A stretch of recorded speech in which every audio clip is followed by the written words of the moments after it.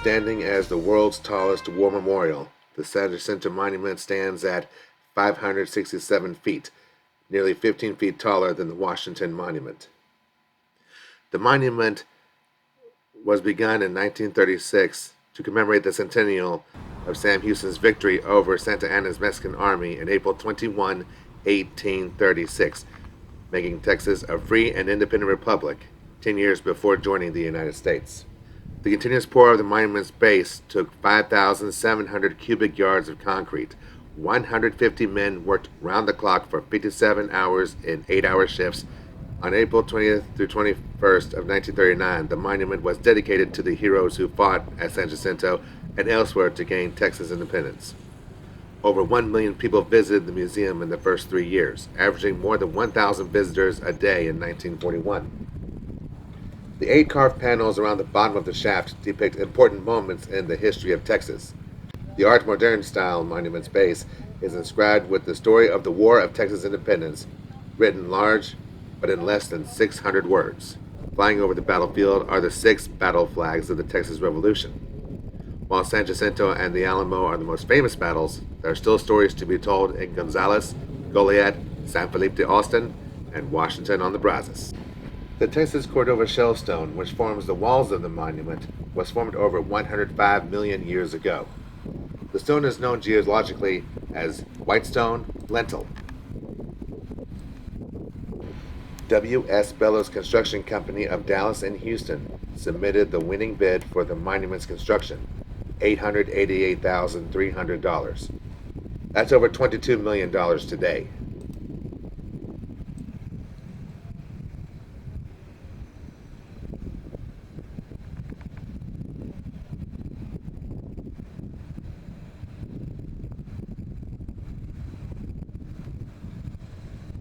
Citizens of Texas and immigrant soldiers in the Army of Texas at San Jacinto were natives of Alabama, Arkansas, Connecticut, Georgia, Illinois, Indiana, Kentucky, Louisiana, Maine, Maryland, Massachusetts, Michigan, Mississippi, Missouri, New Hampshire, New York, North Carolina, Ohio, Pennsylvania, Rhode Island, South Carolina, Tennessee, Texas, Vermont, Virginia, Austria, Canada, England, France, Germany, Ireland, Italy, Mexico, Poland, Portugal, and Scotland.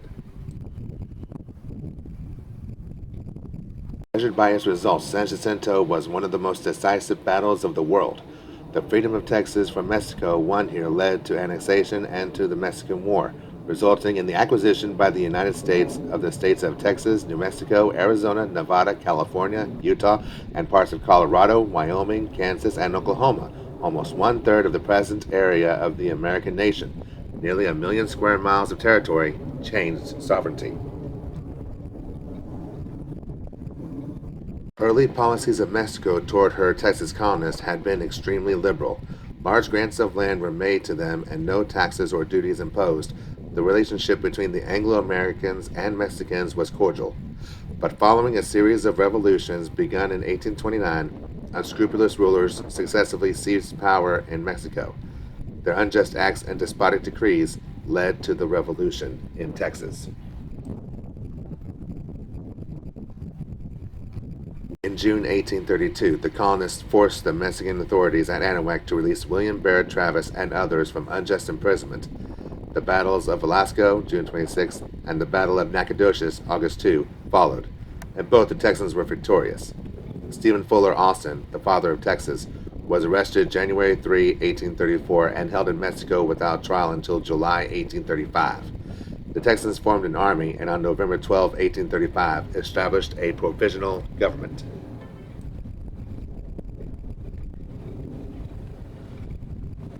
The first shot of the Revolution of 1835-1836 was fired by the Texans at Gonzales, October 2, 1835, in resistance to a demand by Mexican soldiers for a small cannon held by the colonists. The Mexican garrison at Goliad fell October 9th. The Battle of Conception was won by the Texans October 28th. San Antonio was captured December 10, 1835, after 5 days of fighting, in which the indomitable Benjamin R. Milam died a hero, and the Mexican army evacuated Texas.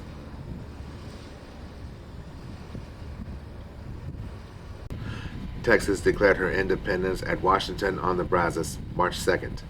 For nearly 2 months, her armies met disaster and defeat. Dr. James Grant's men were killed on the Agua Dulce, March 2. William Barrett Travis and his men sacrificed their lives at the Alamo, March 6th. William Ward was defeated at Refugio, March 14th. Amon B. King's men were executed near Refugio, March 16th. And James Walker Fannin and his army were put to death near Goliad, March 27, 1836.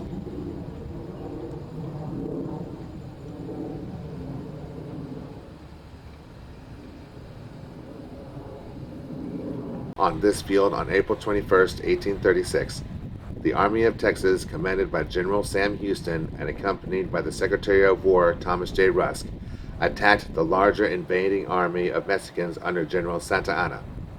The battle line from left to right was formed by Cindy Sherman's regiment, Edward Burleson's regiment, the artillery commanded by George W. Hockley, Henry Millard's infantry, and the cavalry under Mirabeau B. Lamar.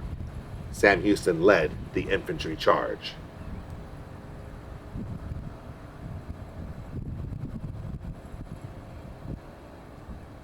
With the battle cry, "Remember the Alamo, remember Goliad," the Texans charged the enemy, taken by surprise. Ride for a few minutes, then fled in disorder. The Texans had asked no quarter and gave none. The slaughter was appalling, victory complete, and Texas free.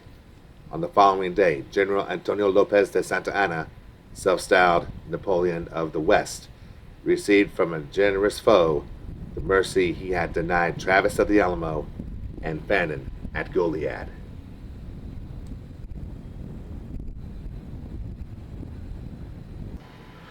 Upon entering the monument lobby, we have come across three ways to go. We could go into the movie theater, the elevator to the top, or to the museum on the left. The single ticket admission covers all of these attractions. The movie theater on the right shows the documentary film Texas Forever, documenting the events that led up to the Battle of San Jacinto, as well as the results. Also in the lobby are numerous paintings commemorating the Battle of San Jacinto. The exhibit gallery is divided into two sections. The first section is commemorating the many artifacts and other treasures that have survived since the Battle of San Jacinto. It also includes exhibits on many of the historic figures that lived the battle, such as this channel's namesake, Stephen F. Austin, known as the father of Texas. Amen. He took over colonization efforts after his father, Moses Austin, passed away. Mirabeau B. Lamar, known as the father of education in Texas. He also served a term as the President of the Republic of Texas.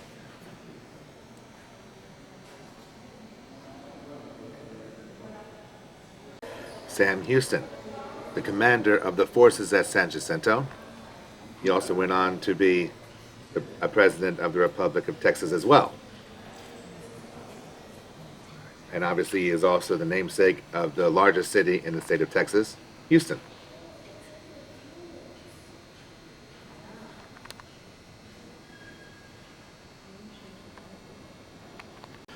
The other side of the exhibit hall displays the history of Texas before the Revolution, during the Revolution, as well as the aftermath of the Revolution. Here you will also find the great aftershocks of the Texas Revolution, including how the major industries of Texas came to be.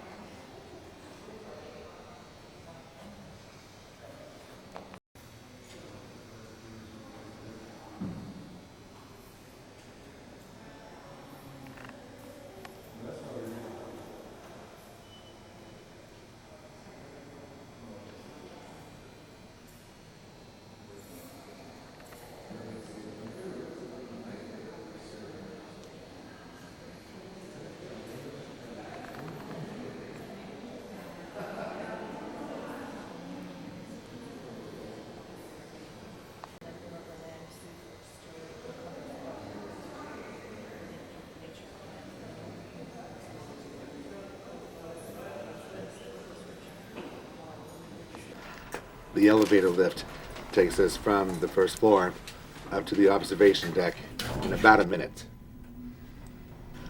The observation deck is 489 feet up. The original monument designer Jesse Jones replaced the elevator, and in the 1960s air conditioning was added. Structural steel, concrete, and Cordova shell stone is what makes up the remainder of the monument.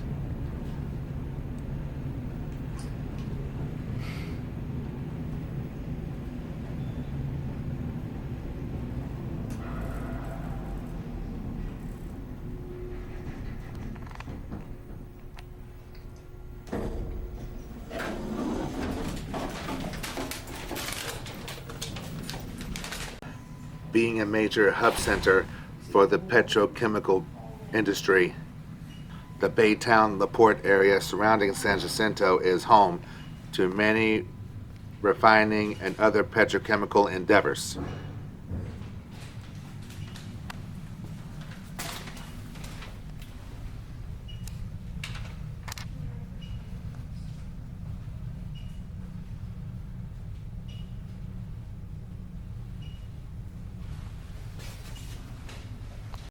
The Battleship Texas used to have a home right outside the battlefield. It has since been relocated to Galveston for major restoration and renovation projects. The reflecting pool is 1,750 feet long and 200 feet wide, and it serves as a mirror of the shaft from top to bottom. The Lynchberg Ferry that crosses the Houston Ship Channel connects North and South Independence Parkway and provides another passage to the San Jacinto Monument. Hours are limited. Plan accordingly.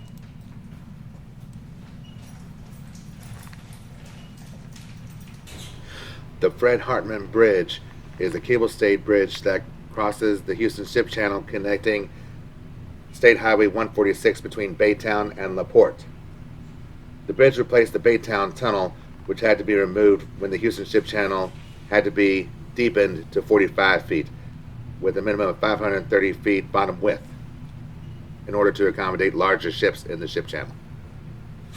The bridge was opened on September 27, 1995.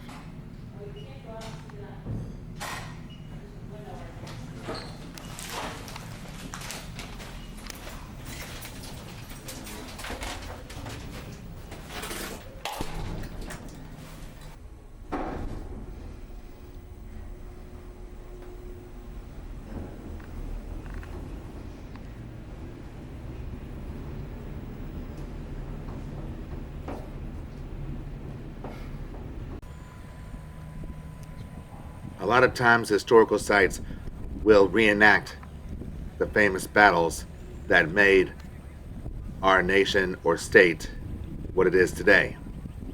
And San Jacinto is no exception. Around April 21st, the monument plans a reenactment ceremony every year.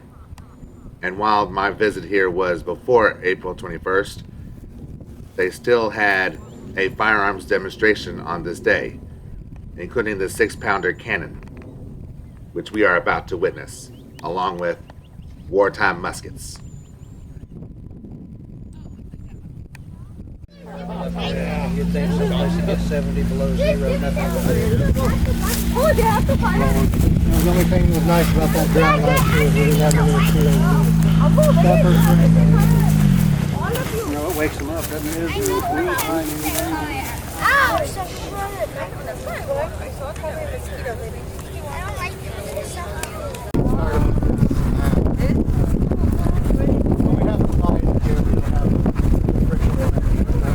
This one's just beat it. Not giving it. I'm not gonna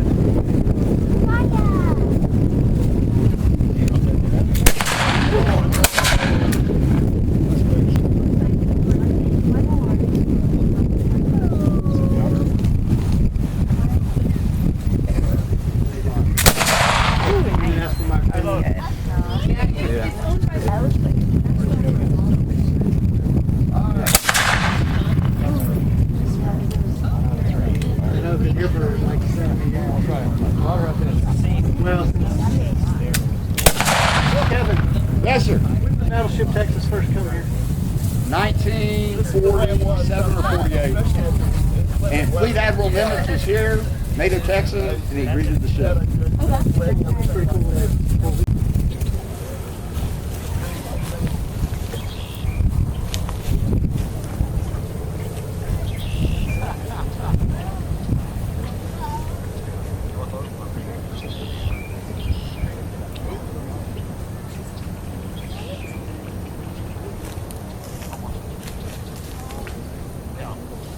Where's the weapon?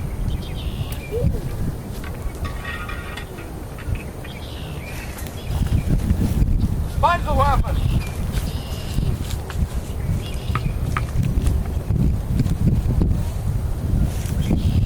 That's the charge.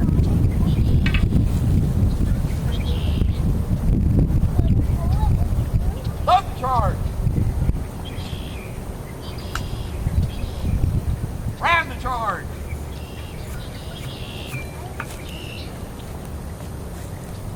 Break and run.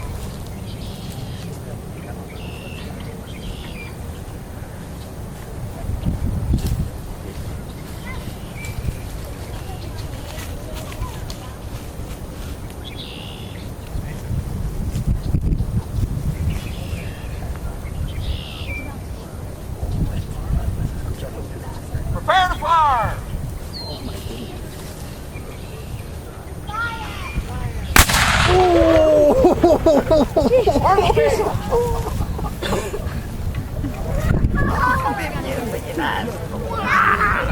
Punch the piece! Otra, Bernie, otra. And we're going to do an encore. Prepare to fire!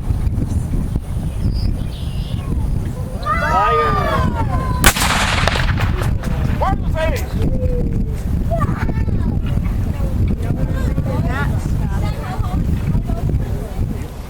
Punch the piece! Yeah.